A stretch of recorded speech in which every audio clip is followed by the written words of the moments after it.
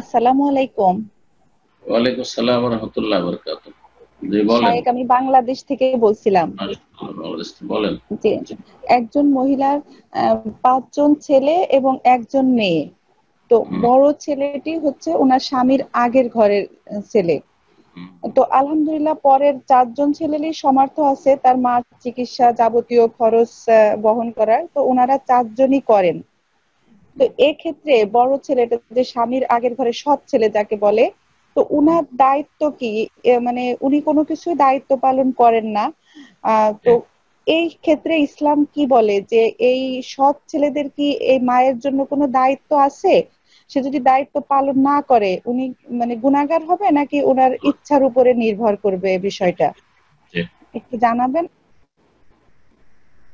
এই বোন যার কথা বললেন ওনার যে পরের ৪ ছেলে আহ, সেগুলি তার ছেলে মূলত। আর যেটা সৎ ছেলে মানে অন্য মা থেকে যে ছেলে বড় ছেলে তার স্বামীর ছেলে তার ছেলে নয়, কিন্তু আমাদের দেশে দেশাচার এগুলো ছেলে। সৎ ছেলেকে ছেলে বলা এটা দেশাচার ছেলে, ওইরকম সৎ মাকে মা বলা এটা যে দেশাচার মা। মা না বললে বাপ অসন্তুষ্ট হবে, সমাজে অসন্তুষ্ট হবে, বেয়াদব বলবে, সেই জন্য কিন্তু শরীয়তের দৃষ্টিতে সৎ মা মা নয়, আর সৎ ছেলে ছেলে নয়। এই জন্য ধন সম্পদের ভাগ পাওয়ার ক্ষেত্রে এই মা যার কথা বলছে এই মার যখন ইন্তেকাল হবে, যদি আগে ইন্তেকাল হয়, তাহলে এই ৪ ছেলে পরের যে ছেলেরা আপন ছেলেরা আছে তারাই শুধু তার ধন সম্পদে ভাগ পাবে। হ্যাঁ, বাবার যেহেতু সন্তান আগেরটাও বড়টাও আর বাকিগুলো সেদিন বাবার সন্তান হিসাবে তারা ৫ জনই কিন্তু ধন সম্পদে ভাগ পাবে বাবার সম্পদে, কিন্তু মায়ের যেহেতু ছেলে এগুলি আর সৎ ছেলে ছেলে নয়, সুতরাং ভাগ পাবে না।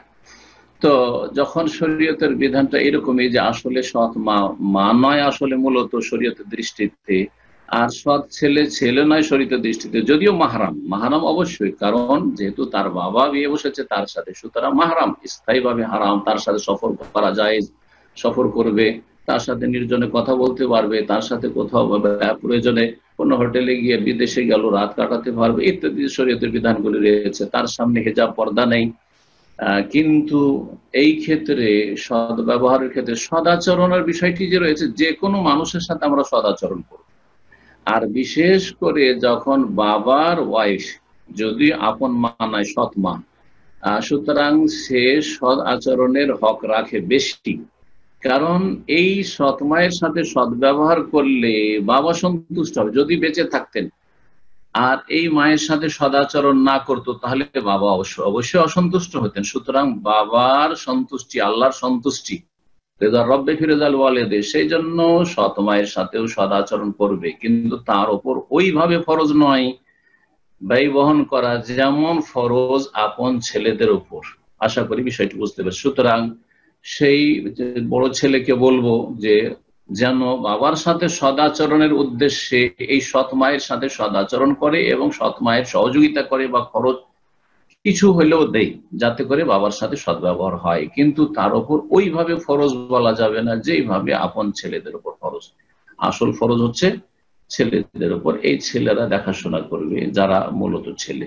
আশা করি বুঝতে পেরেছেন। জি।